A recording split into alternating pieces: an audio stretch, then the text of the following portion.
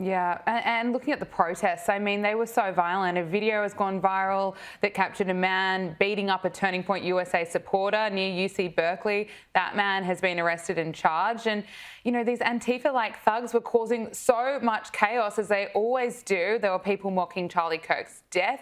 Let's just take a look at another video. Last hour, we've highlighted for you as some fights broke out in this crowd. Again, we know 2 people have been detained as emotions are high and tensions are high, as we saw some of those protesters clashing with people waiting in line to get inside. We know the university has added enhanced security measures. They've called in a lot of police from Berkeley as well as UC Berkeley, and Turning Point USA has also hired some of their own independent security to be on campus. There are strict policies to actually get inside of Zellerbach Hall, but we know certainly tensions are high outside of Zellerbach Hall right now. We want to show you some more video here of some of that law enforcement presence as they took at least one.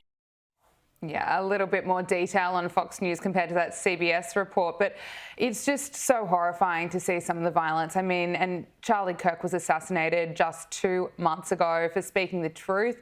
We heard an ABC reporter kind of romanticize the alleged assassin in a bizarre news report as more details were coming out about the assassin.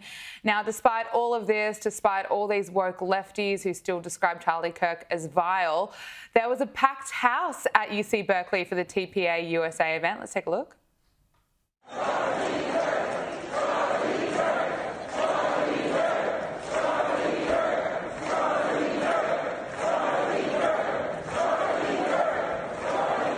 Yeah, we love to see it. Still so much love for Charlie Kirk.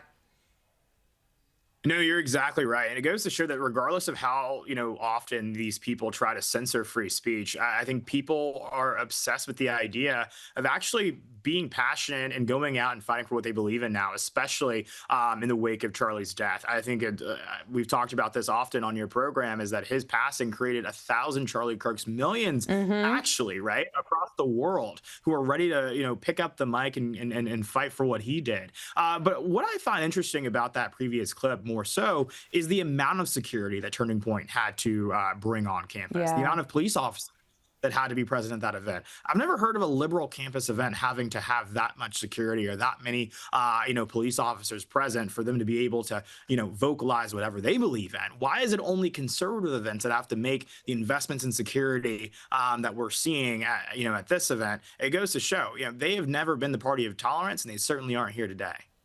Let's talk about the government shutdown that's finally come to an end, dragged on for well over a month because of the Democrats. And it's been revealed by Axios.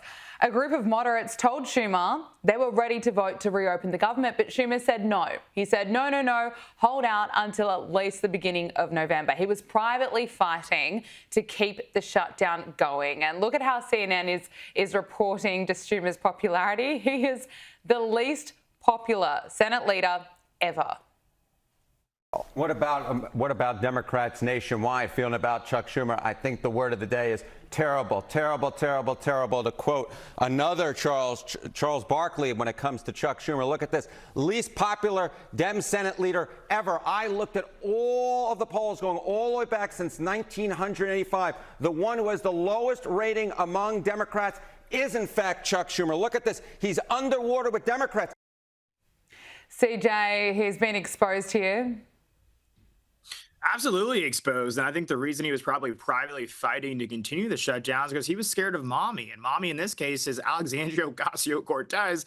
And he was worried that if he caved and if he made a deal, that he is going to have to deal with a primary challenge, and she will be the end of his political career as he knows it. And so it's a shame to see them playing such partisan politics with people's livelihoods. It's Veterans Day here in the States, and it's so crazy to me to see so many of these folks tweeting Happy Veterans Day when their political gamemanship is why so many of our brave men and women in this country who wear our country's uniform were not receiving their paychecks, right? So you want to say that you support our men and women in uniform, but you didn't support them getting paid because you wanted to fight for illegal aliens to have health care? Yeah, no, you can sell that, BS narrative to someone else because the American people aren't buying it. 100%. And then you saw some Democrats upset that the government shutdown was coming to an end. Look at this. Tonight, 8 Democrats voted with the Republicans to allow them to go forward on this continuing resolution. And to my mind, this was a very, very bad vote. And CJ, Democrat John Fetterman has rightfully blamed his party for the shutdown. He wrote on X, after 40 days as a consistent voice against shutting our government down, I voted yes for the 15th time to reopen. I'm sorry to our military, SNAP recipients, Gov workers and Capitol Police who haven't been paid in weeks. It should have never come to this. This was a failure. Now, CJ, I think if the Dems want to win people back, they should be acting a bit more like Fetterman.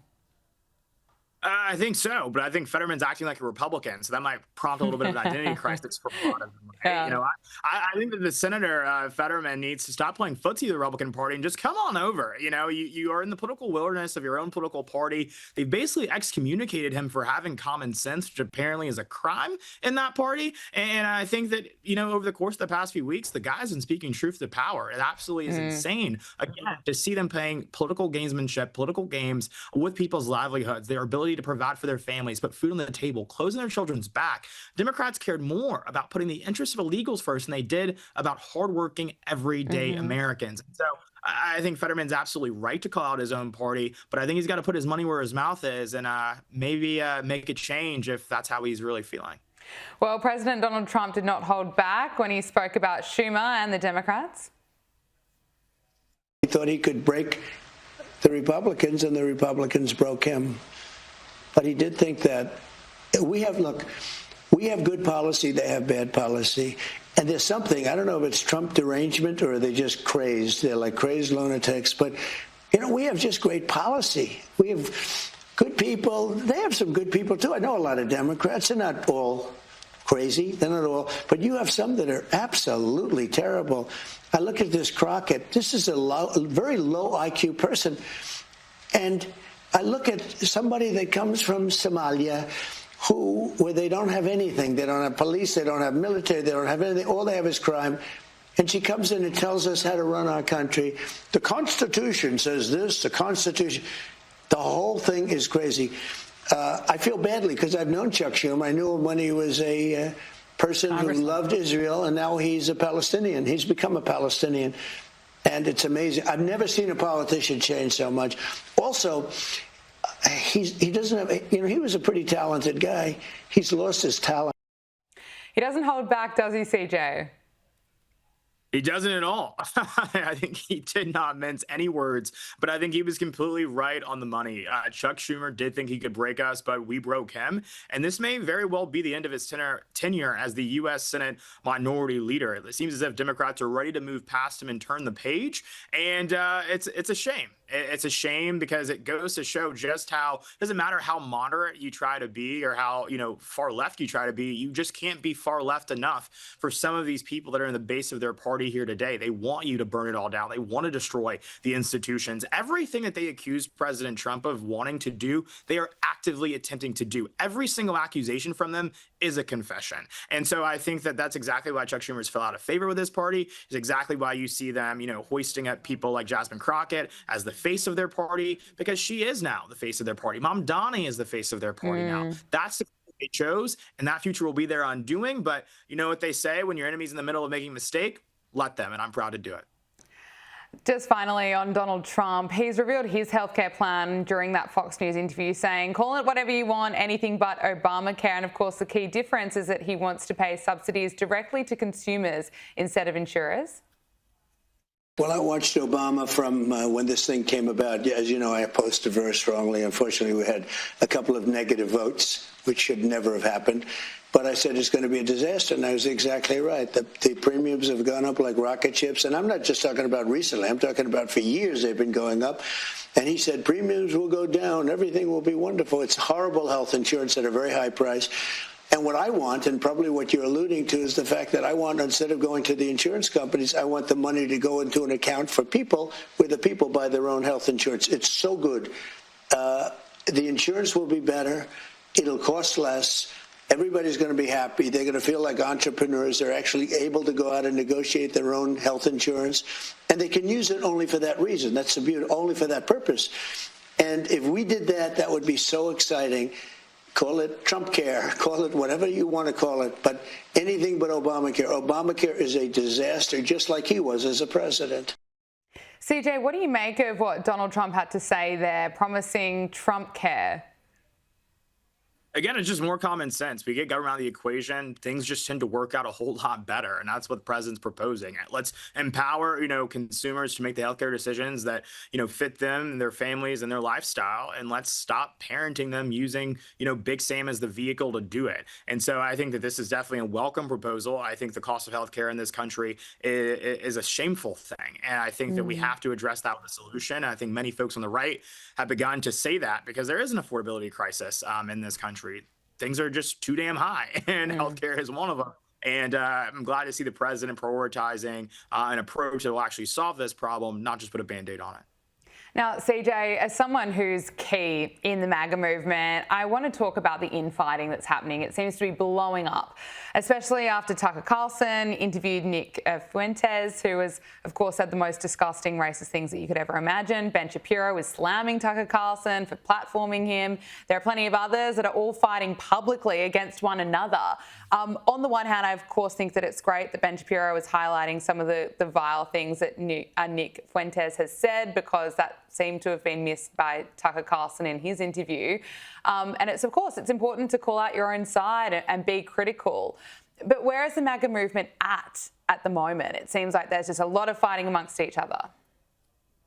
It's often ironic when you as a 23-year-old have to tell your older brothers and sisters in the movement to grow up, but I think many of them should.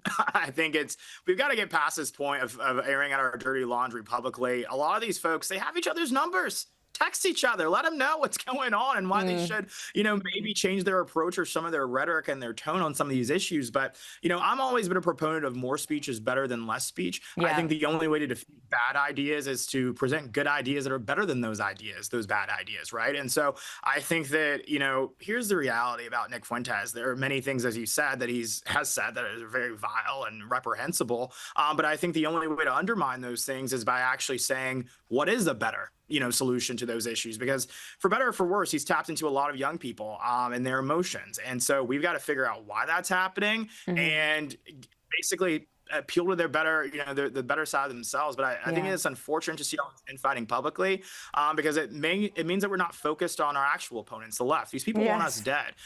As we covered, earlier in this segment, these people are actively, mocking the death of Charlie Kirk, firebombing, pipe bombing Republican conservative events. Why aren't we talking about that? Why are we not aiming all of our fire at them? And so that's my concern with this. I'm saying condemn bad people, condemn bad ideas, do that if you please, but let us not lose sight of the actual enemy in all of this and what they want to do to this country. Yeah, I couldn't agree with you more. Just finally, actor Billy Thornton is calling out celebrities who bring politics to award shows. He made these comments on the Joe Rogan podcast, who also slams celebrities that want to talk about politics when they're accepting an award. Unless you have really studied stuff and really know about a subject fully, who the hell would want to listen to an actor or a musician talk about politics? You know what I mean? It's like, are we supposed to follow this? I mean, if we are, what if they lead you down the wrong road? CJ, maybe celebrities are getting it. I mean, just last week we heard from Jennifer Lawrence, who seemed to be reading the room. She's now stopping speaking about her anti-Trump beliefs. Maybe they're following the Sydney Sweeney model. It sounds like, what a trailblazer and leader Sydney has become. As Sydney said, when people, when she has something to say about something that she's passionate about, that she cares about, people will know. And also, too, I think she'll say it when people ask her to say it. And I don't think anyone's asking for any of these actors or actresses to weigh in on fiscal policy or healthcare reform in this country or the state of the Middle East, because frankly, I don't think Jennifer Lawrence is much of a subject matter expert on that. And so I'm glad that they finally discovered some humility, and that's rare in Hollywood, rare in Los Angeles. But it's, hey, credit where it's due. An epiphany delayed, I guess, is not one denied. So God bless them. CJ Pearson, great to speak to you as always. Thanks so much for joining us. Good to see you, my friend.